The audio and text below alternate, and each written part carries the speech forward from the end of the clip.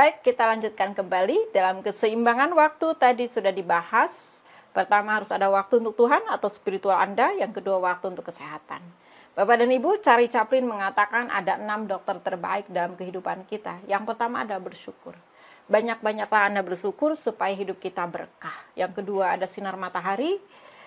Yang ketiga adalah istirahat. Walaupun Anda nggak capek, Anda tetap harus istirahat. Yang keempat pekerjaan, yang kelima diet atau makanan, dan yang keenam adalah teman. Jika Anda sakit, perusahaan dengan mudah mengganti sekali lagi posisi Anda. Pastikan Anda ada waktu untuk kesehatan Anda. Mau seminggu sekali, mau 2 minggu sekali, mau mungkin pagi-pagi tiap hari, silahkan. Anda yang memahami diri Anda sendiri. Yang ketiga adalah harus ada waktu untuk keluarga. Anda sukses di kesehatan Anda sukses di spiritual, tapi Anda berantakan dengan anak-anak Anda berantakan dengan pasangan hidup Anda juga tidak baik. Bapak dan Ibu yang saya cintai, ini saya akan ceritakan dulu sebuah survei di Amerika Serikat. Statistik menunjukkan bahwa setengah perkawinan, 1 dari 2 atau 5 dari 10 berakhir dengan perceraian. 50%, menakutkan sekali. Salah satu penyebab utama kurangnya komunikasi karena anggota keluarga, khususnya suami dan istri, jarang bertemu. Mereka tidak ada waktu untuk bersama. Mereka terlalu sibuk dengan pekerjaan masing-masing sehingga lupa pada pasangannya. Dalam tingkat yang lebih ringan, banyak keluarga mengalami disfungsi atau dysfunctional family. Hubungan suami istri berlangsung kering dan tanpa kemesraan. Sementara hubungan anak dan orang tua juga penuh dengan ketegangan dan konflik. Yang tersisa hanyalah hubungan fisik yang terlihat dari luar saja, sedangkan di dalamnya kosong melompong. Baik Bapak dan Ibu, waktu untuk keluarga. Silakan jawab pertanyaan saya berikut ini. Setahun terakhir ini, kapan Anda berdua ngobrol dengan anak yang paling besar? Kapan berdua Anda ngobrol dengan anak yang paling kecil? Kapan terakhir Anda ngobrol berdua tanpa ada kakaknya, tanpa ada adiknya, dengan ngobrol dengan anak yang di tengah? Kapan terakhir Anda ngobrol berdua dengan adik kandung Anda sendiri? Kapan terakhir Anda ngobrol berdua dengan pasangan hidup Anda, dengan orang tua Anda, atau dengan keluarga-keluarga dekat Anda? Pastikan Anda harus ada waktu untuk keluarga Anda, keluarga dan waktu. Tekniknya, Bapak dan Ibu, bagaimanapun harus ada waktu bersama. Boleh Anda siasati waktu bersama, bikin kesepakatan. Makan malam tidak boleh keluar dari rumah, harus bersama. Atau mungkin sarapan pagi, setiap Sabtu dan Minggu ketika libur tidak boleh ada yang pergi kemana-mana sebelum sarapan bersama-sama di meja makan. Atau mungkin sarapan pagi semua karena sibuk mau berangkat, tetapi makan malam semua harus sama-sama. Bagaimanapun harus ada waktu berkumpul bersama. Harian boleh di meja makan.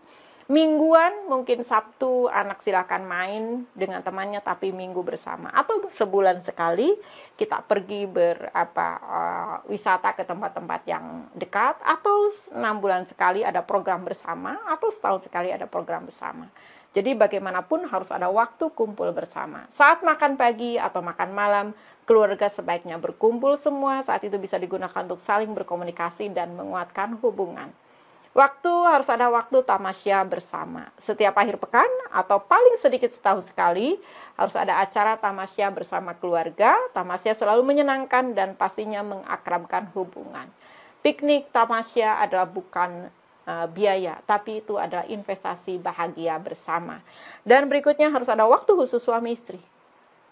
Ya, suami dan istri perlu meluangkan waktu khusus berdua, bukan hanya pada saat malam hari, di hari biasa, tapi lebih baik pada hari tertentu tanpa gangguan orang lain. Mungkin seminggu sekali Anda berangkat berdua, 1 jam, 2 jam keluar, atau sebulan sekali, atau mungkin paling tidak setahun sekali pada saat ulang tahun pernikahan Anda pergi berdua. Dan harus ada waktu khusus orang tua dan anak-anak. Stephen Covey yang mengarang buku Seven Habits, dia bercerita bahwa dia selalu ada waktu berdua dengan anaknya nomor 2, ada waktu berdua dengan anaknya nomor 3, ada waktu berdua dengan anaknya nomor 6, supaya dia bebas untuk menyampaikan unek-uneknya. Jadi harus ada waktu untuk keluarga. Bapak dan Ibu yang saya hormati, saya pernah satu ketika pergi ke Medan, Sumatera Utara, menginap di sebuah keluarga. Kebetulan ibu dari keluarga ini ada kepala sekolah di sebuah SMK, dan ayahnya ada seorang direktur yang tentunya sangat sibuk. Rumahnya sangat besar, anaknya ada 3, yang 1 tinggal di Jakarta karena sudah menikah dan bekerja, yang 2 ini masih tinggal, dia masih kuliah S1 dan S2 di USU Universitas Sumatera Utara. Saya hidup di situ kurang lebih 6-7 hari, dan dulu ini zaman saya muda, dan saya melihat ada gelagat yang sangat baik di situ. Jadi kalau maghrib itu sampai jam setengah 8, barangkali sampai jam 8 sepi, kamar rumah itu sepi. Akhirnya di hari ketiga, hari keempat saya nanya, itu kalau maghrib sampai jam 8 pada kemana? Di rumah itu sepi, ternyata anak-anaknya semua berkumpul di kamar orang tuanya. Dia tidak boleh keluar dari kamarnya. Ada yang melakukan aktivitas, kalau dulu nonton TV, barangkali mengerjakan pekerjaan, yang penting dia ada di kamar orang tuanya. Itu namanya waktu berkumpul bersama. Boleh mungkin suatu ketika Bapak dan Ibu bisa diambil cerita ini. Kadang-kadang saya juga sama suami atau anak-anak, kalau pergi ke Tasik, itu karena saya tinggal di Tasik, kalau lebaran itu suka diambil momen-momen pada saat macet. Karena kita jarang bersama di satu ruangan yang relatif sempit. Kita berempat, tapi bikin kesepakatan, tidak boleh mengeluh, tidak boleh egois, kita harus kesepakatan bersama. Mungkin dulu lagi anak-anak kecil, jam segini menyetel lagunya kakaknya, nanti menyetel lagu bapaknya, menyetel lagu adiknya. Kita nikmati bersama karena kita jarang sekali bersama lebih dari 8 jam, 9 jam pada ruangan yang sempit. Bapak dan Ibu, bagaimanapun harus ada waktu untuk keluarga. Kalau Anda sukses hari ini, saya percaya itu adalah orang tua yang sudah mendidik kita jauh lebih hebat. Maka untuk mengecek kita sukses atau tidak sukses, mari kita lihat anak-anak kita. Pertanyaan sederhana adalah, apakah ada waktu untuk anak-anak kita? Jangan-jangan kita waktunya dihabiskan untuk pekerjaan-pekerjaan. Terima kasih Bapak dan Ibu, kita lanjut kepada materi berkenaan dengan waktu dan pekerjaan. Kalau ini sudah pasti, Anda punya waktu yang luar biasa, bisa 8 jam, bahkan mungkin dengan perjalanan bisa sampai 10-11 jam waktu untuk pekerjaan.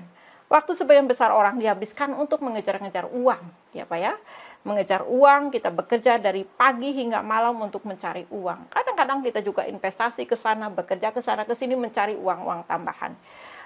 Bapak dan Ibu, waktu untuk bekerja ini saya tidak hanya ingin menyampaikan kepada Bapak dan Ibu hanya sekedar bekerja tanpa ada makna. Karena ada sebuah cerita, katanya begini, pekerjaan mana yang paling aman di bumi ini? Apakah seorang pengusaha, seorang karyawan, seorang wirausaha, seorang dokter, seorang lawyer? Ternyata Bapak dan Ibu, tidak ada pekerjaan yang paling aman. Semua pekerjaan itu mengandung resiko. Pengusaha ada resikonya, PNS ada resikonya, karyawan ada resikonya, mungkin juga pegawai ada resikonya, dan lain sebagainya. Tetapi saya ingin menyampaikan, dalam bekerja, tadi sudah disampaikan, visi dan misi Anda kan ada bagian bagaimana Anda ingin menjadi seseorang di tempat pekerjaan. Supaya Anda hebat dalam bekerja, ada seorang filsuf yang sangat terkenal, yaitu Thomas Alva Edison, menyatakan profesi apapun di bumi ini akan hebat, syaratnya cuma satu, kerjakan dengan sungguh-sungguh. Karena orang jenius, kata Thomas Alva Edison, ada perpaduan antara ide dan kerja keras. Idenya 1%, kerja kerasnya 99%. Sehingga apapun profesi Anda harus besar di bidangnya. Kalau jadi dosen, jadilah sampai guru besar. Kalau Anda sebagai tentara, jadilah Anda jadi jenderal. Kalau Anda sebagai karyawan, jadilah Anda direktur dari perusahaan tersebut atau memiliki usaha di satu ketika. Kalau Anda jadi wirausaha, jadilah wirausaha yang sukses. Kalau Anda jadi lawyer, jadilah lawyer yang top markotop, begitu Bapak dan Ibu. Kalau Anda jadi dokter, jadilah dokter yang luar biasa. Kalau Anda sebagai seorang akuntan, jadilah akuntan yang luar biasa. Kalau Anda menjadi seorang supir, Bu, kan saya sebagai hanya supir, mungkin satu ketika Anda akan menjadi pengusaha taksi. Jadilah seseorang yang luar biasa di bidangnya, tidak ada cara lain dalam bekerja ini adalah kesungguhan. Anda seberapa besar energi yang Anda keluarkan untuk pekerjaan tersebut. Berikutnya adalah harus ada waktu untuk yang berhubungan dengan sosial. Apa yang disebut dengan sosial? Bapak dan Ibu, sangat sederhana. Sosial adalah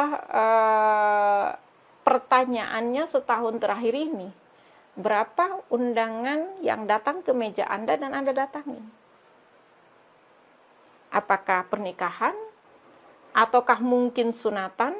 Ataukah pindahan rumah, ataukah berapa kematian relasi Anda yang jauh dan yang dekat dalam setahun ini dan Anda menengoknya.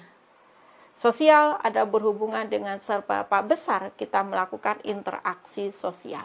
Harus ada waktu, Bapak dan Ibu, kalau umat Islam kita pahami bahwa silaturahmi memperpanjang usia.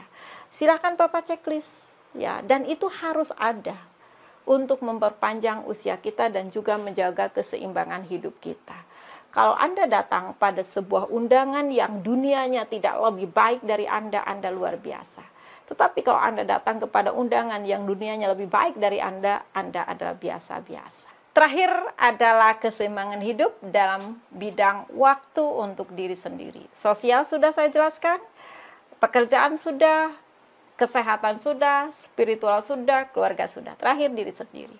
Bapak dan Ibu, Anda pun harus nyaman. Merasa Anda diakui, merasa Anda berharga, merasa Anda nyaman. Harus ada waktu untuk diri sendiri. Pertanyaan saya sederhana, apa hobi Anda? Dan kapan terakhir Anda menggunakan hobi tersebut? Kalau Anda sudah lupa dengan hobi Anda, ada yang salah dalam hidup kita. Jangan-jangan kita nggak seimbang hidupnya. Jangan-jangan kita nggak ada waktu untuk bagaimana menghargai diri kita sendiri. Cari passion Anda. Passion itu yang membuat Anda senang, membuat Anda bahagia. Mungkin waktu untuk diri sendiri bisa Anda yang disebut dengan, mungkin ada yang merasa nyaman ketika Anda berhubungan dengan alam, bertani. Ada yang sekalian digabung antara olahraga dengan hobi naik sepeda. Ada yang digabung hobi saya adalah mendengarkan ceramah dari ustadz dari masjid ke masjid, berarti digabung antara sosial, diri sendiri, dan juga spiritual. Atau mungkin hobi Anda adalah mendengarkan musik, bermain musik, melukis, bernyanyi, menari. Bagaimanapun Bapak dan Ibu harus ada waktu untuk itu, walaupun tidak persis harus sama. Bisa dilakukan sebulan sekali, bisa dilakukan 2 bulan sekali, merasa Anda tidak nyaman dan Anda lelah, Anda lakukan ritual-ritual yang membuat Anda bahagia. Itu yang disebut dengan waktu untuk diri sendiri. Kita akan lanjut kepada materi berikutnya berkenaan dengan perencanaan waktu. Terima kasih.